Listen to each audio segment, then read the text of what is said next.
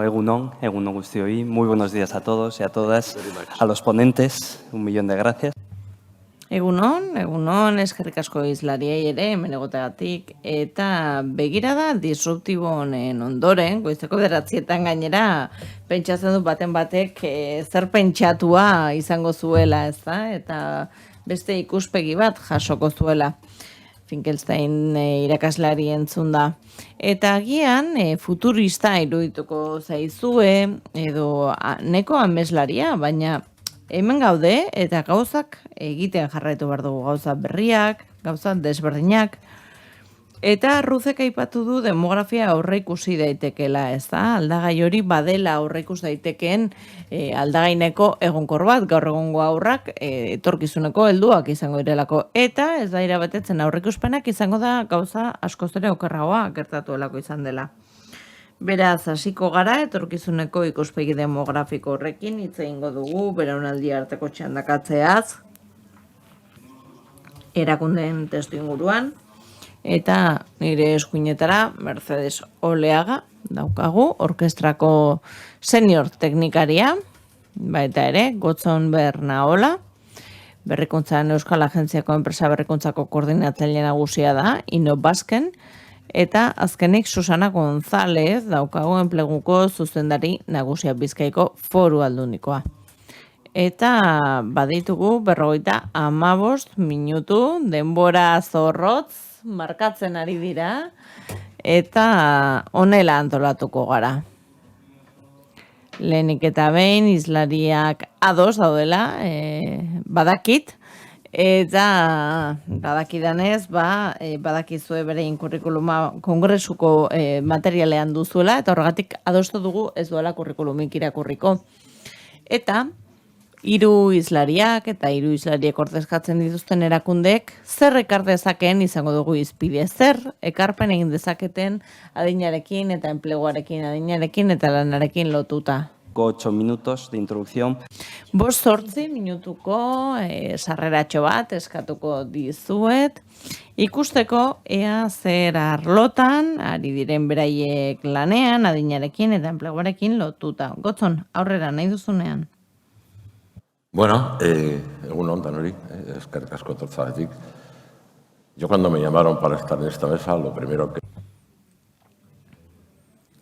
Nik gonbidatu nindutenean, hauxe etorri zitzaidan burura, ez da, iruditzen zait, erakundeekin oraindik horrela gaudela.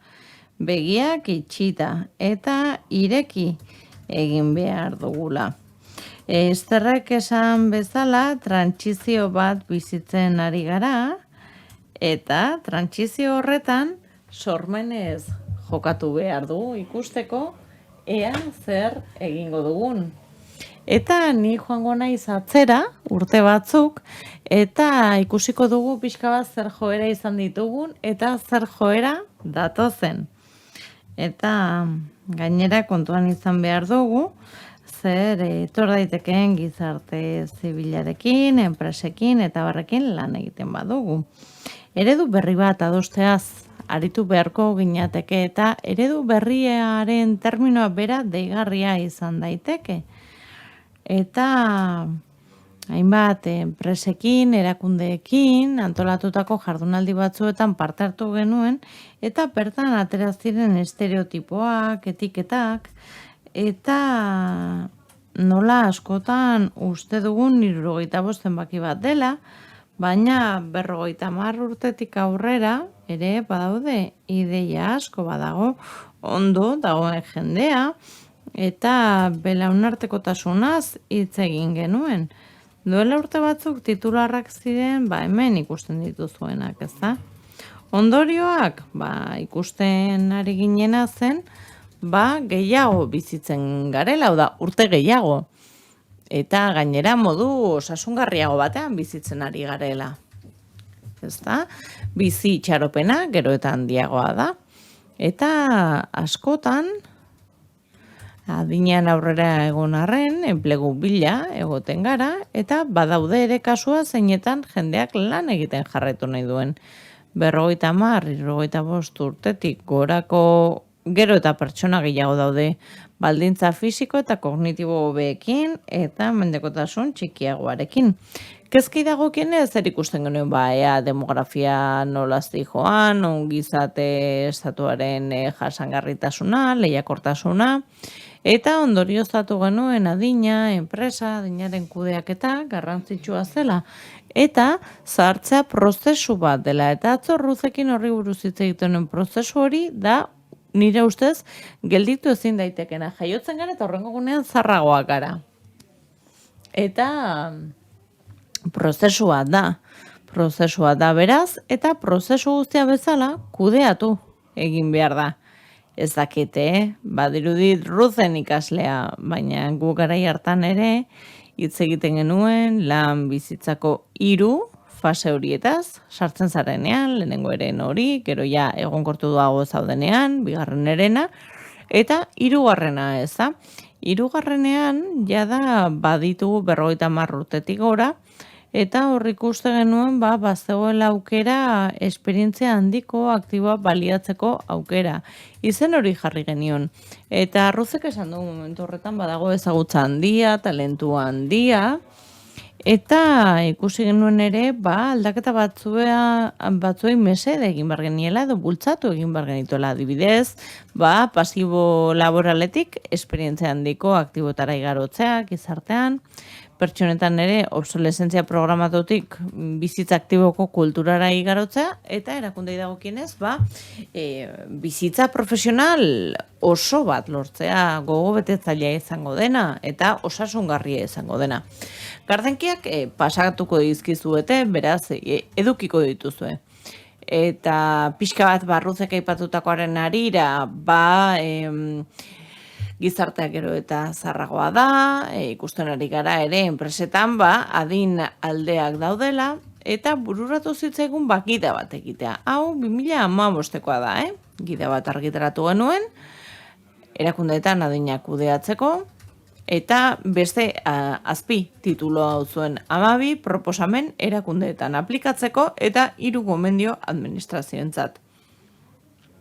Hau enpresa erakundeekin, sindikatuekin, laneko segurtasun eta osasun erakundearekin adostuta egin genuen, bilaketak egin genituen, eta hori argitaratu genuen, eta arrakasta handia izan zen egia esan. Kontuan izan da, Euskadin, enpresa ertain eta txiki asko daudela, arazoa islatu nahi genuen, eta ikusi, ea nola nola kudeatu zitekeen, ezta?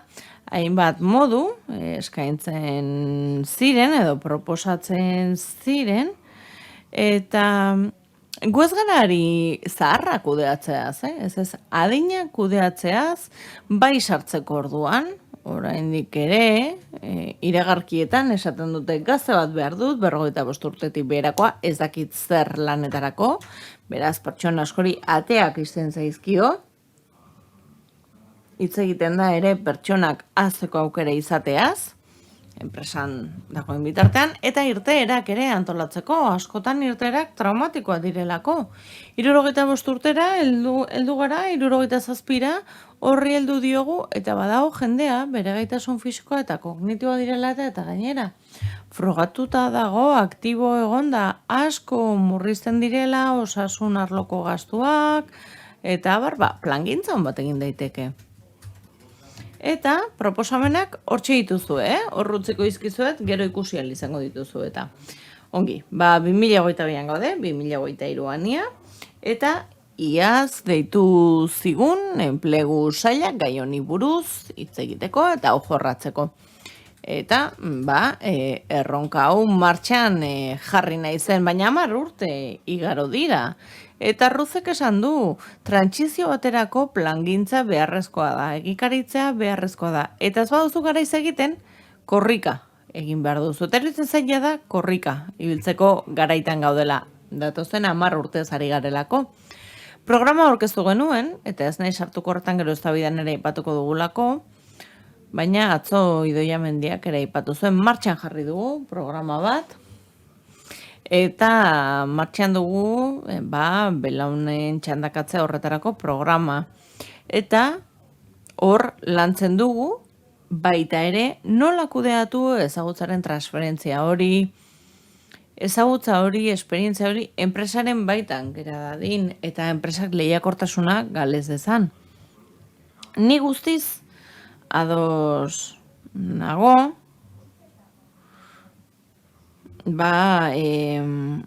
esan denarekin ez, eta 2008an una asociación innovadora izeneko liburua ere atera genuen, eta daude berrikuntzak, aproposak iruditzen zaizkidanak, eta dena den edozen berrikuntzak ongi kudeatuz gero, saiestu egin beharko lituzkete, sor daitezken desberdintasun horiek. Eskerrik asko, Gotzon, oso interesgarria izan da, eta zuk aipatu duzun dokumentu hori, gida hori, benetan gakoa da gai honetan guztian. Mercedes Innobasketik ere ari zarete, eztabaida sustatzen, eta zuek zer egiten duzue orkestratik ere, lehiakortasunarekin lotuta.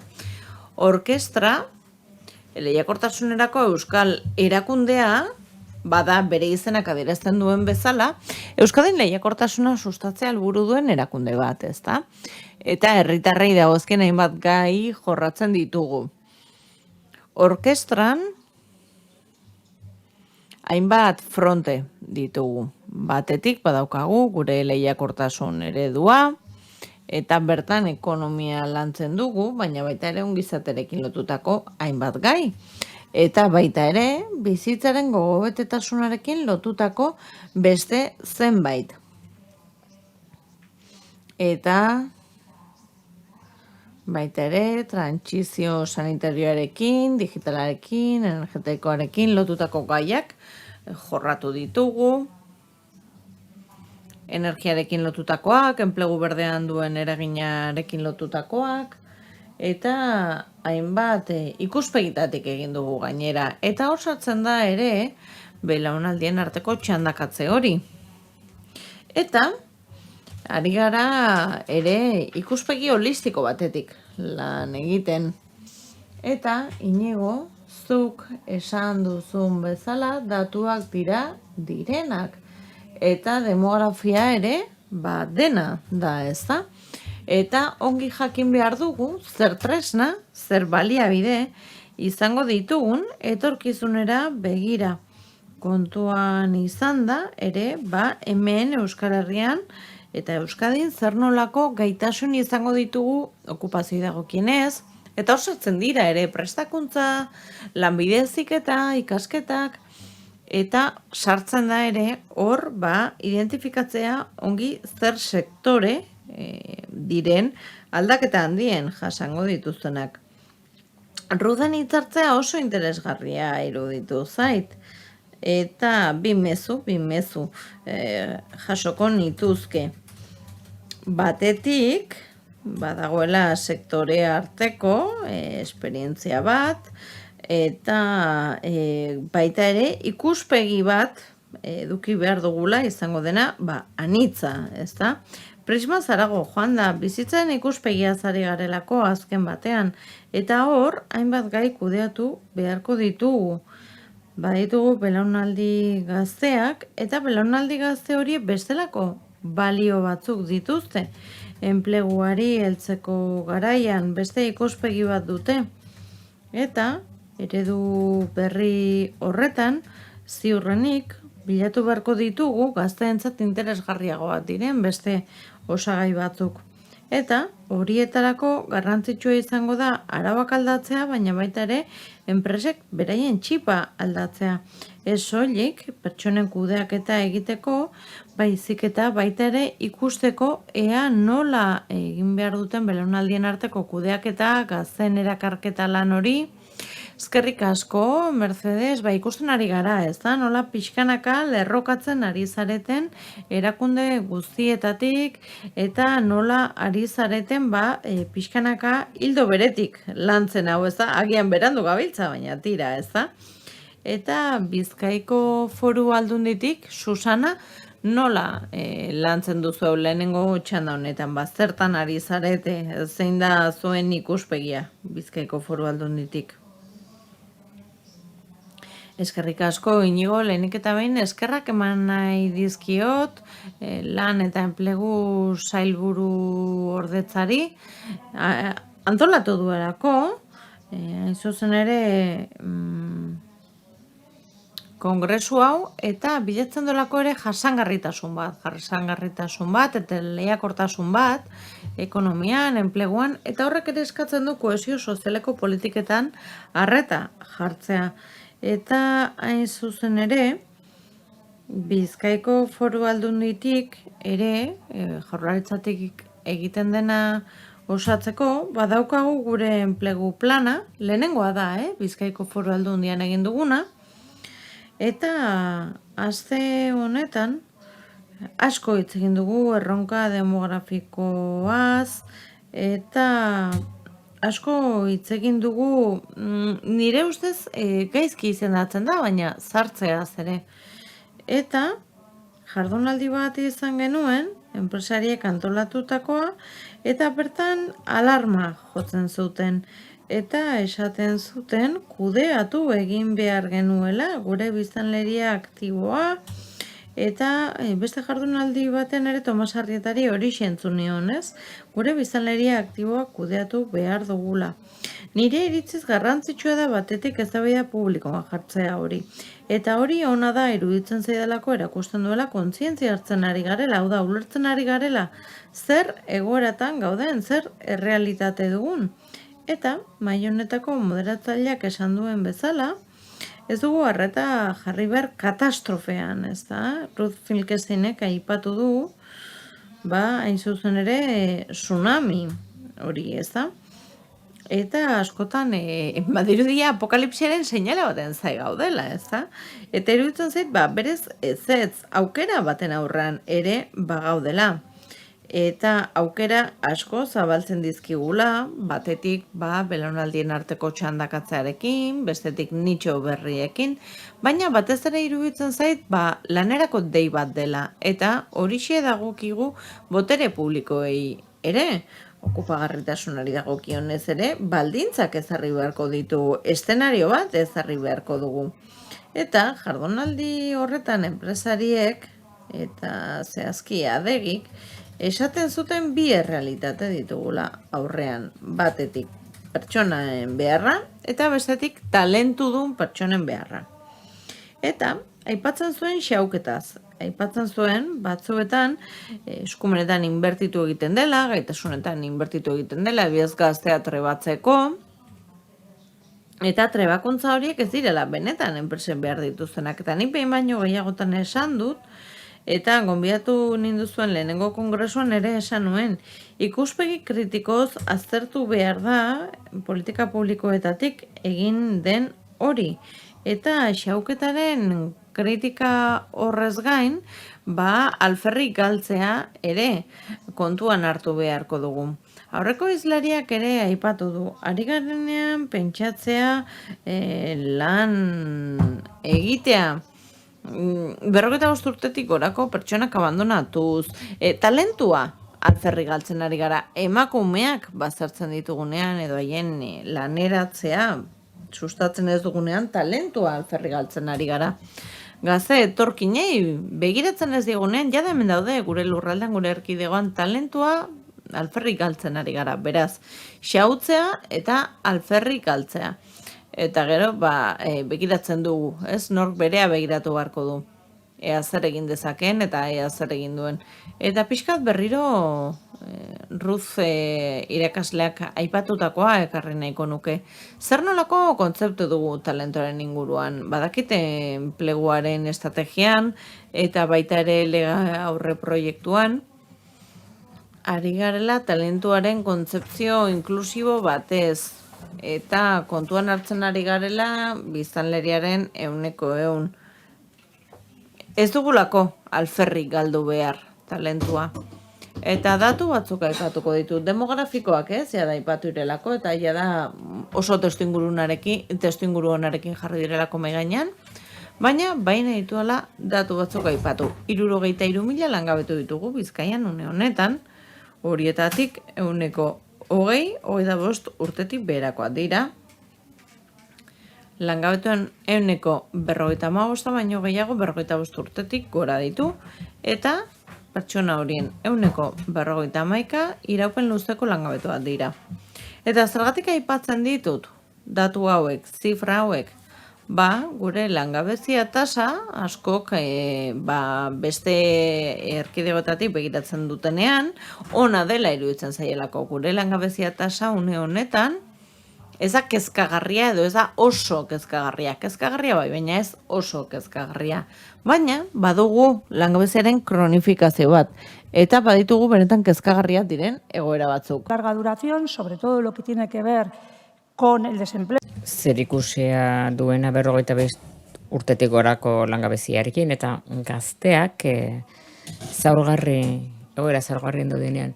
Eta zertarako ari gara lanean Bizkaian, lanean ari gara hain zuzen ere kolektibo horietan. Ze hori da orain datorkiguna aurrera egiteko helburu horretan, enplegu politika aktiboetan, garapen ekonomikoa bultzatzeko eta gizarte kohesioa eta gizarte inklusioa sustatzeko. Eta zentzu horretan, zerrendatu bakarrik egingo dut, baina baditugu programa bat Gazteon adibidez, gazteekin lan egiten duena, zaurgarriak direnak, eta gizarte inklusioaren zuzendaritza arduratzen da horretaz, iragarri egingo dut. Y eso nos indica 170ko lan mundurutzea dauka. Borondatea dute gazte horiek eta gainera behar ditugu. Gainera gazte enplegu kualifikatu enean, unibertsitateekin lan egiten dugu, lanbide heziketakin, programa batean, non zuzendu egiten dira dauden desajusteak, eskumenen eta eskakizunen artean. Eta saiatzen da, gazte kualifikatuak, unibertsitatetik aterra direnak eta lanbide heziketatik, lan merkatuan zar daitezen prestatu diren arlo horietan. Horrek zerikusia handia du, aipatu den xautzearekin. Eta lan oso garrantzitsua du 45 urtetik gorako pertsonengan. Beti ere lan munduratzea kontuan hartuz eta baita ere enpresa sektoreak eta sektore produktiba kontuan hartuz. Eta gero batugu lan arlo garrantzitsua. Ekintzailetzarekin zerikusia duena. Inpaktuzko ekintzailearekin. Inigok zentzu horrekin interpelatu egingo naiz, interpretatu egingo nago eta horregatik utziko dut. Bueno, batugu orain 3 erakunden irudia, azaldu digute zer egiten ari diren, eta baita ere enpresa buru elkarteak horretan ari dira.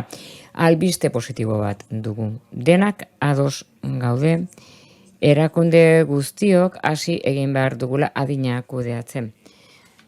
Demografia kudeatzen, erronka demografikoa galtza luzeko arazoa baita. Gero ikusiko dugu ze kako jartzen diogun, eta bar. Baina adinaren kudeaketa horretan eta erronka demografiko horretan importantea da argi luzeak piztea. Epe ertain eta luzera begiratzea, 5-10 urtera begiratzea, aukera demografiko hori eustea, ze beti daude leio demografikoak. Hamarkada hau dugun, gure txasis produktiboa aldatzen hasteko, gure txasis soziala, gure txasis instituzionala, datorren demografia berri horretara. Beti piramide batean oinarritu gara, eta orain zutabe bat egingo dugu. Eta albiste ona da. Gauzak ondo egiten ari gara maila demografikoa, gehiago bizi gara eta hobeto. Hori esan ondoren, belaunaldi txandakatzearen erronka dugu, ez bakarrik Euskadi, Galiziak du, Asturiasek, Espainiak, eta laister Asiak, Latinoamerika izango du, Ipar Amerikak, beraz, fenomeno hori globala da. Hainbat galdera egingo dizkiet izlariei Mercedesekin hasiko naiz. Mercedes. Belaunaldi txandakatze horretan, eta argi luzeak pizte horretan, datuekin eta modu sistemikoan, begiratu duzue, galdetu duzue, aztertu duzue, nola ikusten duzue orkestratik belaunaldien txandakatzea datozen 5-10 urtean? Kontatuko diguzu pixka bat? Con este proyecto que estamos desarrollando con el Departamento de Trabajo y Empleo, lo que se ha lanzado Lan eta enplegu sailarekin egiten ari garen lanarekin, inkesta bat egin diegu euskal enpresei, 1000 bat enpresa inkestatu ditugu. Eta horri esker, pintzelkada txiki batzuk lortzen joan gara, eta zehazten joango gara datorren hilabetean. Gure herrialdean bat ditugu ere prospektiba orokor batzuk, markatzen digutenak agertoki batzuk, baina horrek ere uzten digu zerbait datu gehiago izaten. Hau da, enpresek ez dute oso gogoan belaunaldien txandakatzea. Gainera ziurgabetasun une honetan, behar bada, zailagoa da, enpresak pentsatzen hastea, zer gerta dakiekeen. Gainera, enpresak beren ezaugarrien gatik, normalean, mai gainean, ez dute gai hau, edo etorkizuneko errealitate hau, baina, bai, gauza kontatu dizkigute, eta gainera espero dugu galdeketa honekin hazi bat jarriko genuela beren buruan, pentsatzen hasteko zentzuk diren beren etorkizuneko beharrak. Egia da, abia puntu gisa, badakigu zein den estatistika. Biztanleri aktiboen enkestan, 50 urtetik gorakoa da neurri handi batean, 60 urtetik gorakoa, eta inkesta honetan enpresek komentatu digute jadanik ze okupazio diren adin horretako jendeak dituena. Aipatu dizkigute adibidez informazioaren teknologiak, baina baita ere beste okupazioan berrezkoak adibidez garbiketa lanetan dabiltzanak, osasun profesionalak, eta baita ere zaintza zerbitzuko profesionalak. Baita ere babes zerbitzutakoak, elikagaien prestaketa lanak, hiri hondakinen jasotzaileak, hor badira hainbat okupazio datozen urteetan utxik ingeldituko direnak. Gero ere galdetu diegu enpresei ze premia, ze behar aurrekusten dituzten etorkizunean okupazioi dagokienez beren enpresetan datozen 5-10 urtean. Azken fitean ordezkatzea izan diteke jubilazioagatik, baina baita ere izan diteke zure negozioa dibertsifikatu egiten duzulako, hau da pertsona batzuk aurrez jubilatzea horrek ez du esan nahi etorkizunari begirakoak besterik izango denik. 5-10 urtera ikusi dugunez, okupazioak enpresek aurreikusten dituztenak, aurreikusten dituzte pertsonak beharko dituztela, eta zer ikusi handia dute ekonomiarekin funtsean. Hau da, ekonomia oinarrizko honekin beharrezkoa duguna gizarte orok funtziona dezan. Honek zer ikusia du batik bat zaintza sektorearekin. Duela 5 urte barru, baina batez ere 10 urte barru. Eta gainera bat dator, biztan lehen zahartzearekin, goiz osoa daramagu horri buruz hitz egiten. Hau da, garraioa, logistika, behar hau gehiago markatuta dago datozen 5 urteetan, eta gero berriz ere ikusten da, okupazio batzuetan, pertsona batzuk erretiratuko dute, baina enpresek uste dute ere egia dela, guk etorkizunean ordezkatutzeko beharra izango dugula. Hau da, garbiketa langileak, jatetxe profesionalak, kontulariak, administrazio sailekoak, gero ere ingenieriak beharko dira, baita ere IKT-etakoak, talentua ere behar dugu okupazio guztietarako, ez bakarrik okupazio jakin batzuetarako. Eta ondoren ondorioz, etorkizunean, baita ere pentsatu beharko dugu, zer behar dugun pertsona prestatuak izateko, eta okupazio hauetan lan egiteko, saila lanean ari da, eskumen garapenaren programetan, hain zuzen ere, 2 okupazio nagusietan, aurrikusten baita okupazio gehiago izango dela datozen urteetan, hau da, logistikan eta zaintza arloan. Egia da zaintza arloak mai gainean daramala mai gainean, denbora daramagu gainera zilar ekonomiari buruz hitz egiten. Hau da, ikusi dugu ere, enpresak gainera une honetan zailtasunak dituztela pertsonak erakartzeko, kontratazioak egiteko okupazioan hitz hauetan, eta zeltasunak erakusten dute datozen 5 urteetan. Beraz horrek guztiak jarraibide batzuk ematen dizkigu, ikusteko zer egin behar dugun, nola lan egin behar dugun enpresek diseina ditzaten bere giza baliabide politika. Eta orientatuta beti ere identifikazio jakin batzukin ze etorkizun hurbilean zer beharko duten. Eta gainera espazio multigenerazionaletan lan egiteko orduan ze hau ere landu dugu inkestan. Eta ikusi dugu ere ze aberastasun dakarren Generacionales en la empresa, ¿no? Ruth en su presentación. Eta aurkezpenean jadanik adierazi ditugu.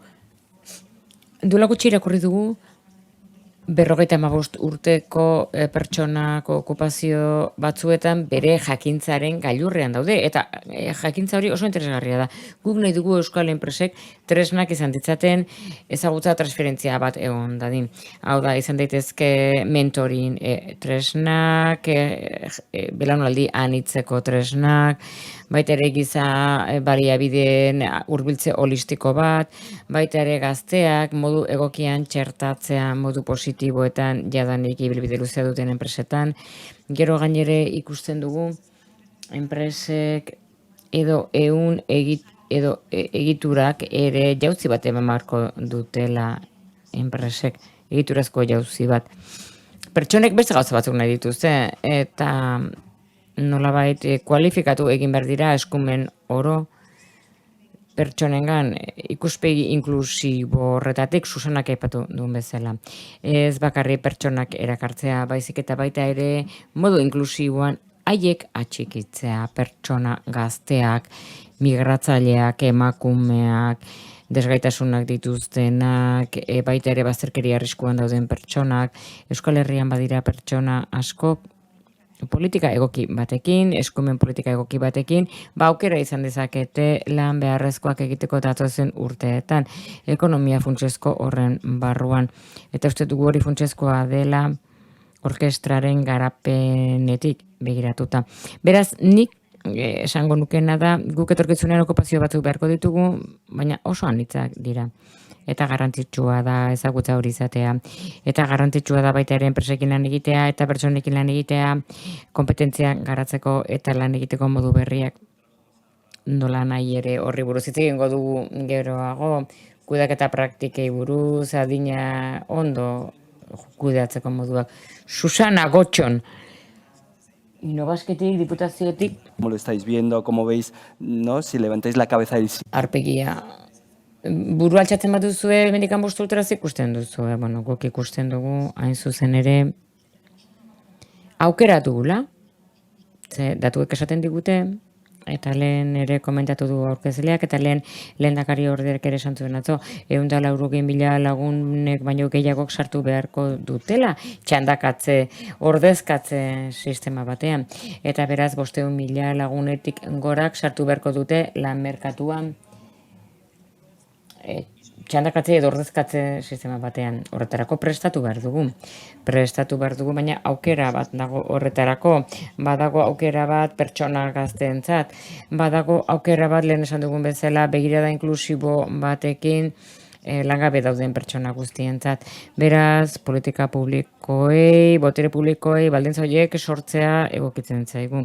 Kontzeptu zabal hori okupagarritasuna, hau da guk lagundu egin behar diegu. Pertsonei eskumenak gara ditzaten dituzten eskumenak eta eskumen berriak lor ditzaten, behar bat ez dituztenak, baina horietan prestatu behar dutenak bere buruan. Nik uste dut hori garrantzitsua dela, eta garrantzitsua da hori egin dezagun inklusioaren begiradarekin, beraz, niri aukera datorkit gogora. Aukera enpresa arloan, gero ere aukera izango dugu aipatzeko. Empresarial vasco y el de Bizkaia no. Bizkaiako sisteman ez da demografiarekiko ez jakitun. Ez dugu zahartze hitza esan nahi, baina pertsonak gero eta zahartuak daude, eta hor lan bat egin behar dugu. Hor ere txandakatze bat egongo da, edo egon beharko du lidergoetan, enpresen lidergoetan. Eta gero azalduko dut sakonago gotxon. Eta Innobasketik nola ikusten duzue belaunaldi txandakatze hori, eta lehen Mercedesek ere esan du, belaunaldi txandakatze ordezkatzea eta produkzio egiturara jardun bide egokia egin behar dela adinarekin, hor Innobasken lanean ari zerete, beraz galdera bikoitza urrengoarekin bat egiteko. Nola ikusten duzue belaunaldi txandakatzea edo nola? Bueno, hemen enpresak aipatu ditugu. Enpresetako pertsonei buruz, politikei buruz, baina askoz ere eragile gehiago daude, jokoan gizartean dago, sustatu behar da, pertzepzio aldaketa bat adinari dagokionez. Hori da lehen urratsa. Eta horri buruz ez dugu hitz egin, baina une honetan zaharra garestia da, adinekoa garestia da, gaixori dago, kronikoa da, gauzak aldatu behar dira, pertzepzio hori aldatu egin behar da. La sociedad. Hay que fomentar. Hau da, sustatu behar da esparru ireki bat, Ruzek esan duen bezala. Hemen sormena behar dugu, pentsatu behar dugu, diseinatu behar dugu, esparru irekia da, diskriminazioa saiesteko adinari dagokionez eta inklusiboak izateko. Bestalde pertsonak daude, hau da, organizazioak aprobetxatu behar dute talentua, baina pertsonek nahi izan behar dute. Gainera lan egin behar da, lan bizitza luzatzeko borondatezko joera, ze adina kudeatzean, hasi ginenean, San Prudence Fundazioak analizi bat egin zuen, Arabako enpresetan. Nola ikusten zuten adinaren kontua?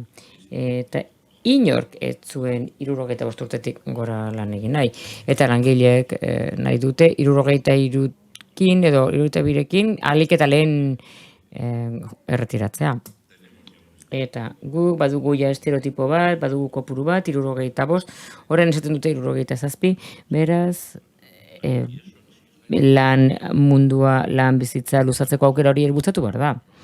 Lanpostuak aldatuz, edo karrera profesionalak aldatuz guk, ikusten duzuenean guregi da, beti goroantz begiratu nahi izan dugu nordikoetara, punta-puntakoak baitira berrikuntzan, eta guk ara begiratzen dugu beti ikusteko zertan ari diren.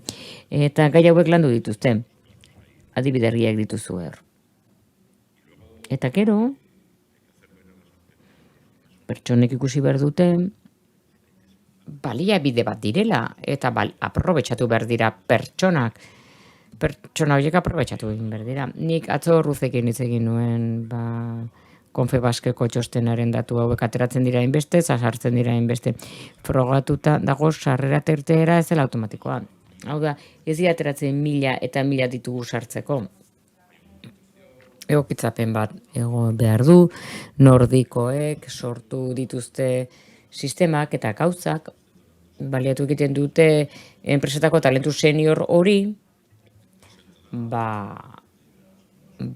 gazteak sartzeko, balio berriak baitituzte, eta askoz ere teknologikoagoak dira, baina badira gauzak, bueno, joan den egunean, lanbideko programa aurkeztu genuen, eta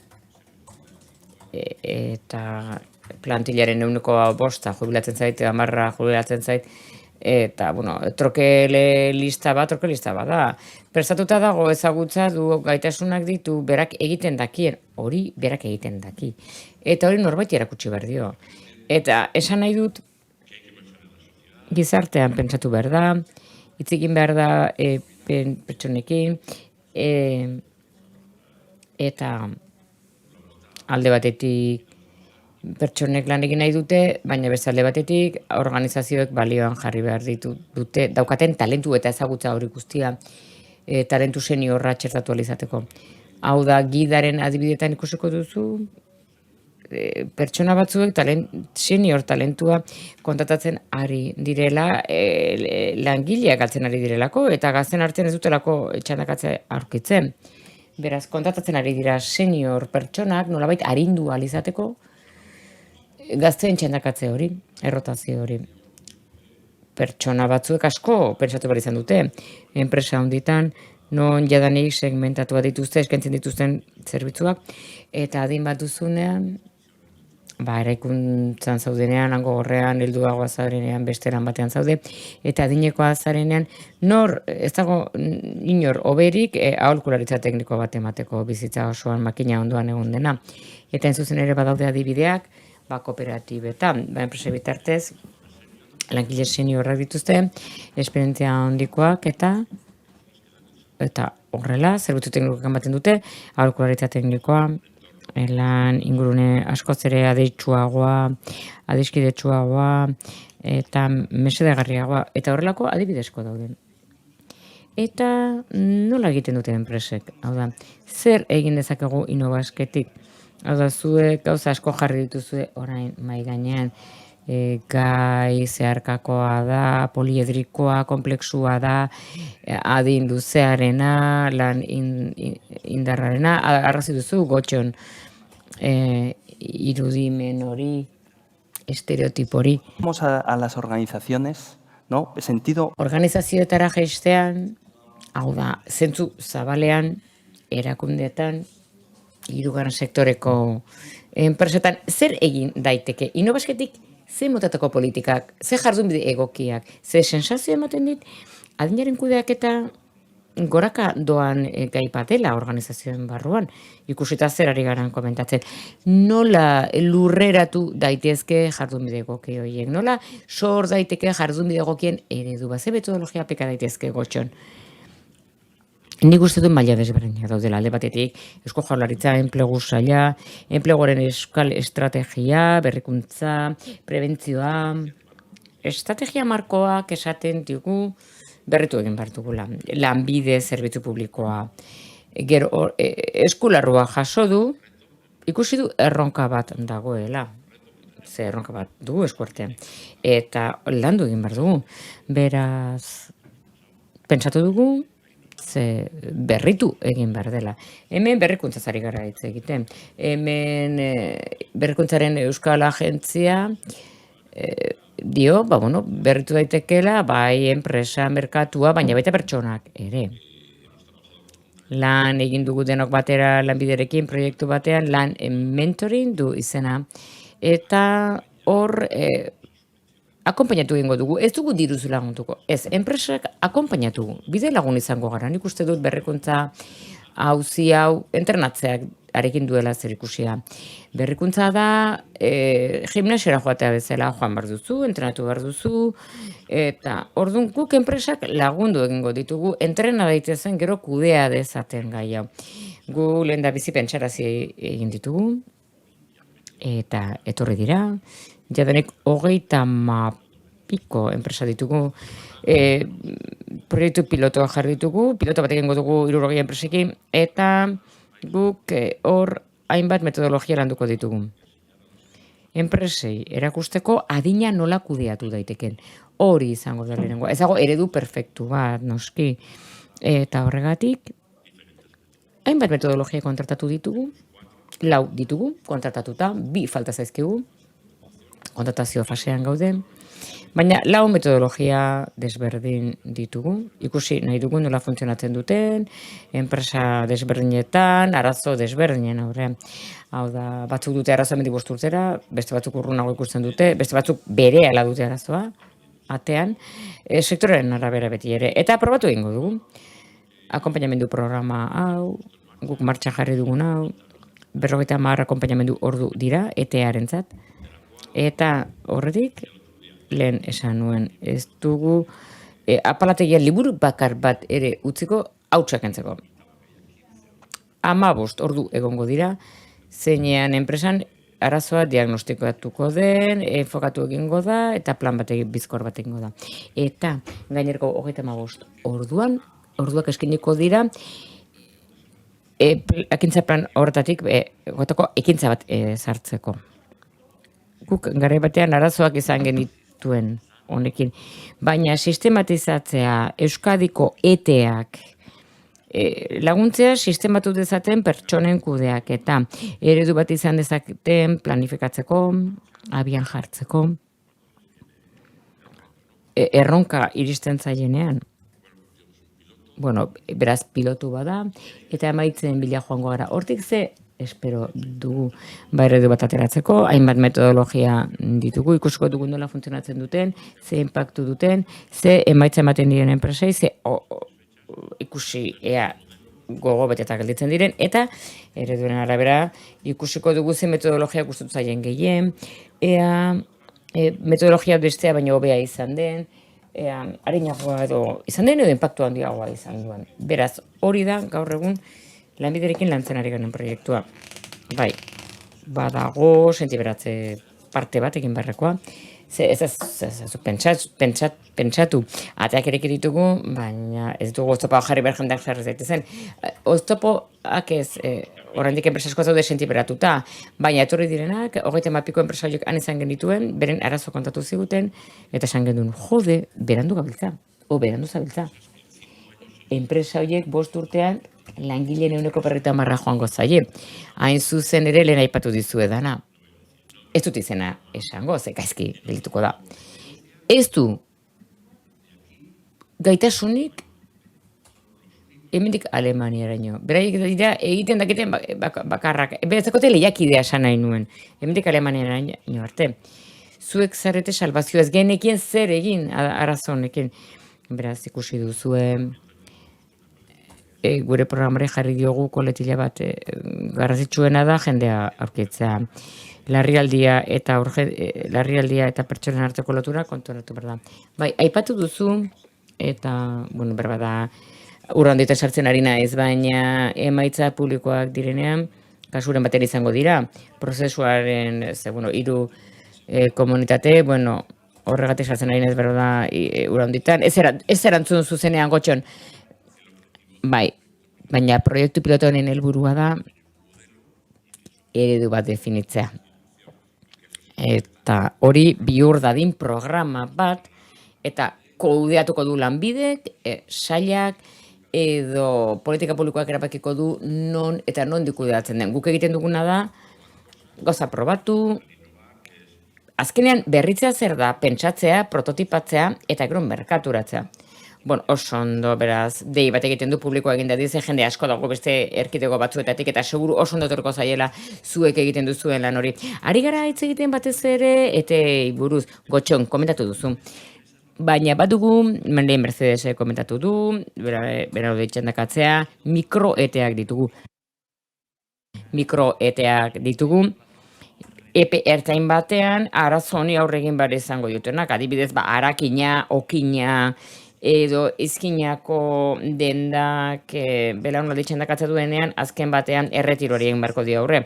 Eta gauzak ondo joan bazaizkie, normalean, seme alabak, senidek ez dute negozioaren lan egin nahi. Negozio oso txikiei buruzari gara, baina oso garrantzitsua gure auzoetan, gure eguneroko bizitzarako. Hor agertzen da enpresa transmisioaren gaia. Hau da, Bizkaiko Foru Aldundiak eta Susanari galdetuko diot. Martxan jarri du, enpresa transmisioa, negozion du izena. Más o menos, Susana, entonces, nos explica un poco... Susanak pixka bat gotxonek azaldu digu, eta mailan, ze tresnak izango ditugun adina kudatzeko, baina mikroeten kasuan, zer ari zarete egiten? Entzulek ere, entzun eta ideiak arditzaten. Bueno, hasiko naiz datu batekin. Euskal Autonomia Erkidegoan 80.000 bat lagun autonomo ditugu, zuk esaten duzun bezala negozioak kudeatzen dituzte, enpresa txikiak, batez ere mikroeteak. Eta 80.000 pertsona horietatik autonomoak 133ak 55 urtetik gorakoak dira. Eta datu erreparatzen badiegu Euskal Enpresa Familiarra oso eredu komuna baita gure erkidegoan, esaten digute oso denbora gutxean, haietako askok aurre egin beharko diotela transmisio prozesu bati. Lidergo transmisio bati, enpresa transmisio bati. Eta gainera, datu hauek ikusita, are eta gehiago pizten zaizkigu argigorriak. Batez ere itxialdian, bizia izan dugun itxialdi horretan ikusten genuen, hau guztia arindu egingo zela. eta erretiro prozesuak aurreratu egingo zirela. Ze pertsona asko baitzeuden enpresa negozioekin, itxialdiaren ondoren esan zutenak, bueno, ni ja ez dut pertsona altxako. Hainbat krisi bizi izan ditut, hainbat prozesu, eta ez dut pertsona altxako etorkizunean. Beraz, guk ulertu genuen hori zela momentua. Momentu bazen negozion, deitu diogu, enpresa transmisioa egiteko. Eta gure asmoa da, maila berean jartzea, ekintzailetzan, negozio berri bat sortzea, negozio bat erostea, jadanik badagoena. Eta guk datuak genituen gainera, adierazten zigutenak, enpresa transmisio prozesuak akonpainatuak direnean, hau da, arrakasta gehiago lortzen dutela. Eta gainera, bizirauteko aukera gehiago dituztela. Konparatzen baldin badugu negozio berrien sorrerarekin. Beraz, zer egin genuen? Abian jarri genuen metodologia bat akonpainamendua egiteko. Hasten da, identifikatuz negozioak nolakoak diren, eta gero ikusten da nola egiten dugun dana, nola babestu egiten dugu akordio batera erosketa bultzatzeko, eta nola transmititzen den ezagutza hori. Zeintzuk dira negozionen helburuak? Alde batetik mantentzea garapen ekonomikoa, mantentzea enplegua, baina gainera aprobetxatzea ze aukera ematen digun enpresa transmisio horrek hazteko. Iraunkortasun sozialarekin, ingurumenarekin eta iraunkortasun ere ekonomikoarekin gure enpresako betzeko eta baita ere gure enpleguaren kalitatea hobetzeko kualitatiboki, baina baita ere kuantitatiboki. Más empleo y no... Enplegu gehiago sortzeko eta ehun produktiboa ez galtzeko. Eta herritarrei enpresa horiek ematen zituzten produktuak eta zerbitzuak eskaintzeko. Eta hiriak ezagutzen ditugun modu horretan mantendu ahal izateko. Kaleetan, erakusleioak mantenduz. Eta ikuspegi integral batekin lan egiten dugu. Inigo, zuk ere oso ongi esan duzun bezala, kontuan hartzen ditugu zuk aipatutako alderdiak. Eta gure iritziz garrantzitsua da lehenik eta behin diagnostiko bat egitea, identifikatzea. Webgune bat jarri dugu, online erakusleio bat, 170 negoziorekin, askotarikoak dira. Eta une honetan, 30 laguntza saio baina gehiago egiten ari dira. Adibidez, adinekoen egoitza batekin, edo garagardak egiten dituen industria batekin, edo mertzeria batekin. Programa honen helburua beraz, bada, jarraitzea lan egiten ekintzailetzan, baina inpaktu bat izan dezan.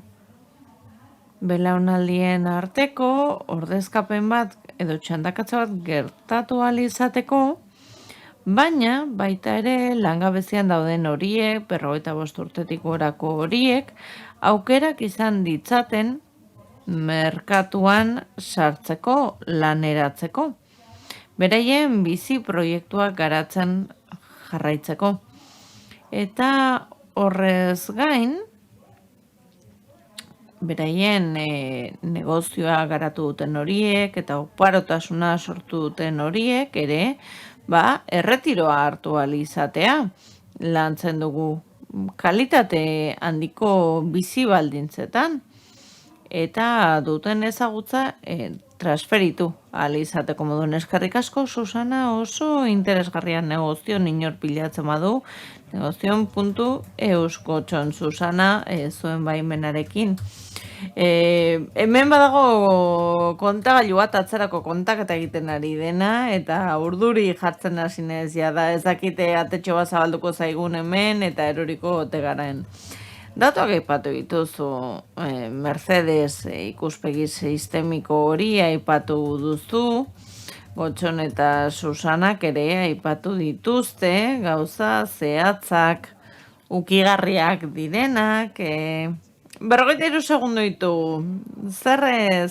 nola ematen dizu horrek belarrira?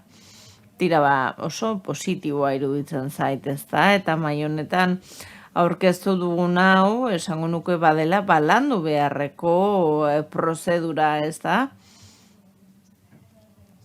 eta jakin behar dugu ere ikusten zer esaten digun euskal enpresak, zer behar duen sartze hori kudeatzeko, eta baita ere ikuspegi holistiko horrekin lan egiteko. Gazteek eta beste talde batzuk ere enplegagarritasuna landu beharko dute, eta denbora daukagu, baina ezin gara geratu, besoak gurutzatuta ez ere egin gabe. Eta Bizkaiaren kasuan eta ziurrenik ere beste programa batzuetan arituko dira, jada tresna asko garatzen horiek erabiltzen jakin beharko dugu, sentsibilizatzeko enpresak ere zer garrantzitsua den gure lurraldearen zerbitzura jartzea dagoen ezagutza hori guztia. Eta gaur aurkeztu dituzten moduetan ikusi ahal izan dugu ere badaudela aukerak bestelako tresnak diseinatu ahal izateko. Erronka honek hainbeste alderdi hartzen dituelako, esango nuke hasi egin behar garela. Bai, eta pixka bat puntuak lotu beharko ditugu, ezta? Eta mahai gainean jarri beharko ditugu tresnak ere, ezta? Gotxonek aipatu du, gizarte zibila dago, pertsonak, erakunde enpresak, eta horiek guztiak elkartu egin beharko ditugu. Aurrera egiteko, eta pixka bat desagerrarazteko estereotipoen imaginario hori, ez da? Ebak aipatu du pixka bat, ez da? Nola ez?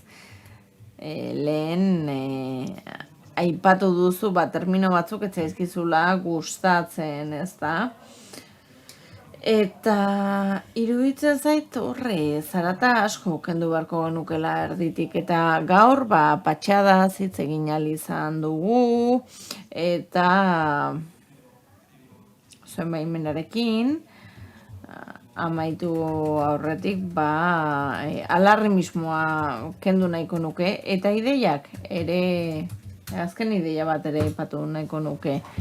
Nire aitak 78 urte ditu eta doktoretza egiten ari da, eta nire aitona zena, baina askoz ere egoera fisiko hobean dago. Beraz, goazen zaratak entzera, adinaren kontu honi asko dagoelako egiteko, baina jada asko egiten ari zaretelako, ezta?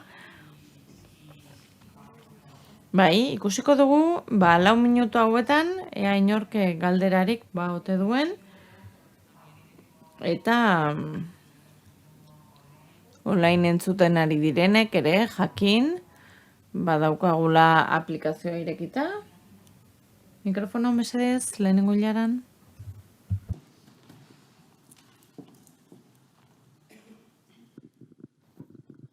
No, sencillamente me estaba haciendo ruido la palabra relevo. Bai, gaztelaniaz relevo. Hitza erabiltzen da niri legatu hitza gustatzen zait gehiago. Ez, ematen diozulako zerbait besteari, ez da? Besterik gabe hori. Pues efectivamente. Fernando. Bai, Fernando, beti bezala maixu bat zara, eta bai, hala da. Legatu bat da, azken batean, ezagutza transmititzea da. Nik beti ikasten dut Fernandoren gandik, beraz, hemendik aurrera ez dut itzengo erreleboaz, baizik eta legatuaz, bai, guztiz asmatu duzu. Lanbiderekin eta enpresekin bildu ginen, duela gutxi, eta esaten genien zein zuten bide lagun, eta dokumentu bat eman genien. Dokumentu horretan, enpresa bakoitza konpromiso hartzen du legatu bat uzteko. Eta konpromisoa dago, legatua hitza erabiltzen dugu. Ez dago kontratu bat, baina badago legatu bat. Langileak konpromiso hartzen du legatu hori uzteko. Iruditzen zait ere badela hurbilketa oso ona, eta honi esker gogoan izan dezakegu pertsonei buruz ari garela. Pertsonen eskumenaz ari gara. Hori baita, legatuan eskualdatzen dena. nik aipatu nahiko nuke beste zerbait, eta nik ez diot ikusten irtenbidea, Inobasken zaudete, duela 12 urte egin zenuten diagnostiko oso argi bat, eta 12 urte geroago, berdin gaude. Eta Ruzek jarri du grafiko bat, eta iruditzen zait, esaten dugula, tira, zerbait egin nahi dugu, zaindu nahi dugu, baina iruditzen zait, hau oso zaila dela, benetan zaila dela, eta hain dela zaila, ezen ez baitugu ezer egiten.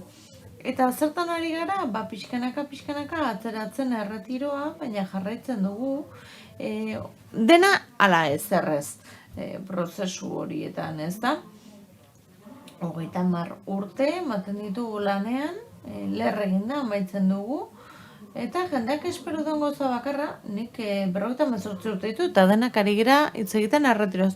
Niri 3 urte, geratu zaizkin, niri 2 urte, eta 7 egun, beraz, hitz egiten ari gara gauza likidoagoa izateaz, eta gauzak askoz ere malgoagoak izateaz, baina ez gaude hor, ez da gutxiago ere.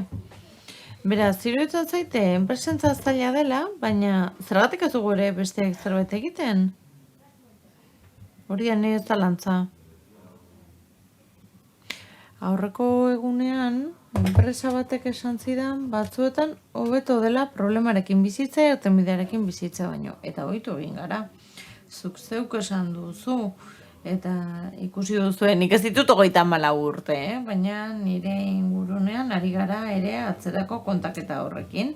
Egunak, urteak zenbatzen, kontatzen zenbat, kentzen didaten, erretiroa orain hartzen badut, negatiboan pentsatzen ari gara, baina Iñigok ere zenbakia dela esan du, ez da, 75 inposatu iguten orain, 77 hitz egiten ari dira, eta orain ikusten ari gara, ea 36 urte eta 3 hilabete horiekin zer gertatuko denez. Positiboan zartu beharko genuke, eta horretarako aldatu behar da enpresaren kultura, baina betare pertsona eta gizartearen kultura. Ez dakit inork entzun duen, arazo demografikoa, hor dagoela, edonon entzun dugu, ez? Alfonso, hor uste dut, alderdi publikotik laguntzen ari zaizkizula, ez da? Nola landu hori? Por alusiones. Sí, y hay un... Luego Eva me dice que siempre cojo el micrófono, pero es que me lo ponen a huevo, perdón por la expresión. Ea, iruditzen zaite malgutasuna dela gakoa, ez? Hor bete-betean asmatu duzue. Eta eskumenei dagokienez, ez dugu laneko arauketarako aukerari, baina egia da Gizarte Segurantzaren Ministerioa ari dela aztertzen, zer aukera dauden. Hay una posibilidad de ampliación de la edad de jubilación que permite una cierta... Eta uste dut badagoela nolabaiteko malgutasuna erretiro adina aurreratzeko aukera horretan, eta Sarekin ari nintzen hitz egiten horretaz, nik 60 urte ditut, eta nik erritmo honetan, erritiro hartu nahi dut lehen, baina gero pentsa dut zer egingo dut. Auzokoen elkartera puntatu? Hori ere badalako beste elementuetako bat, ez?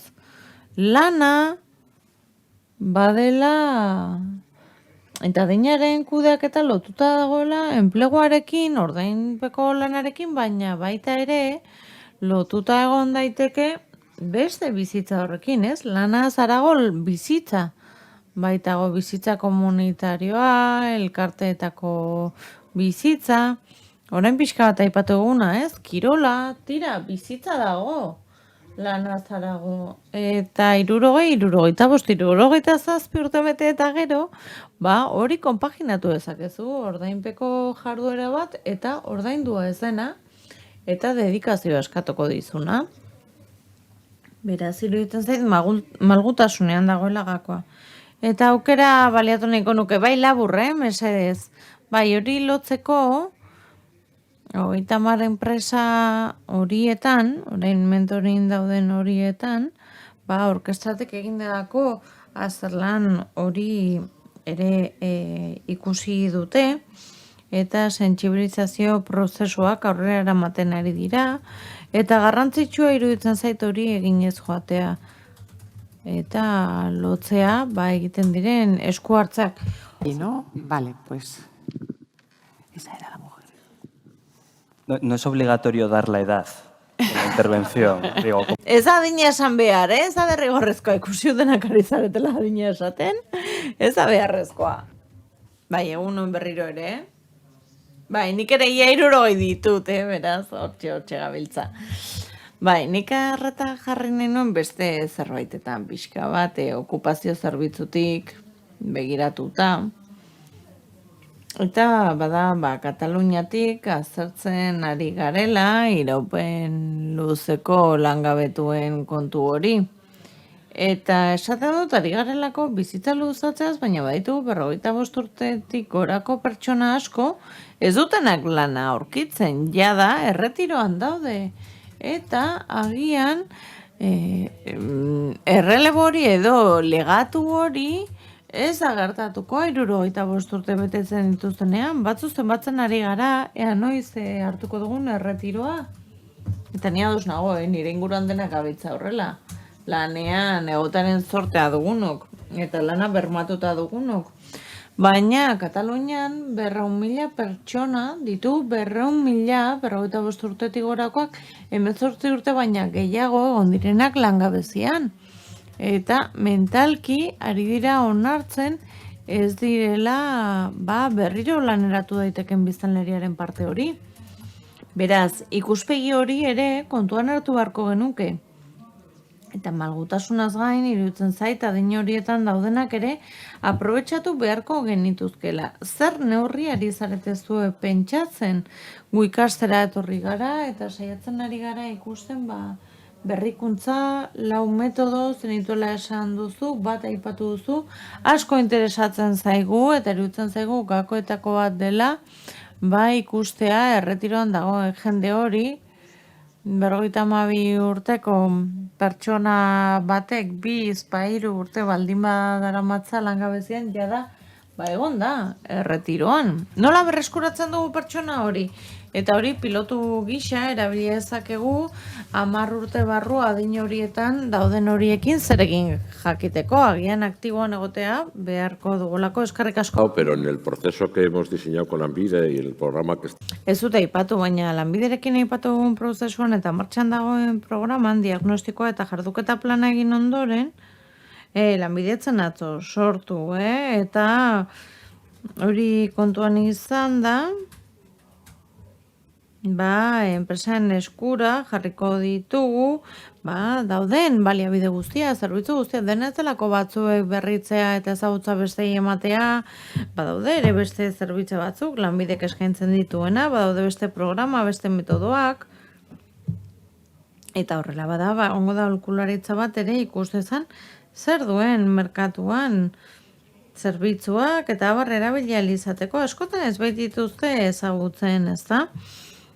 Eta enplegu zerbitzua entzuten dugunean, beti langabetua etortzen zaigu gogora, ez da? Eta enpresen zerbitzu bat ere bada, ez da? Enpresek ere, beraien laguntza jasotzen dute,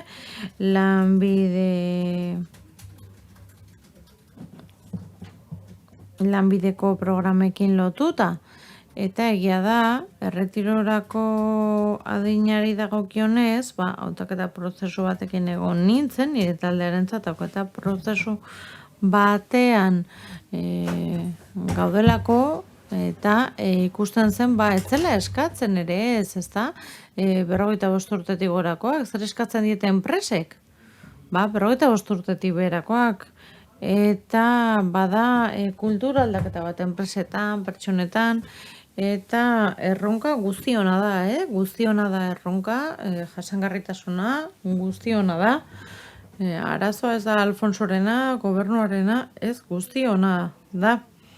Beste inork erantzun dio oso labur, niri gustatuko litzaidake esatea, iraupen luzeko langabetua, 45 urtetik gorakoak, eltzen daudenak tamalez beraien ibilbide profesionalean, legatu inklusibo bat jorratu barko genukelaren seinale direla, ikusi zer arlo diren beharrezkoak 5-10 urte barru, horiek jada lantzen ari gara, eskumenak garatzeko programa ditugu, eskumen berriak barneratzeko programa baditugu, eta horien helburua da pertsona horien enplegagarritasuna garatzea, eta hor etorkizuneko garapenak sartzen dira, enpresa beharko dituztenen arabera.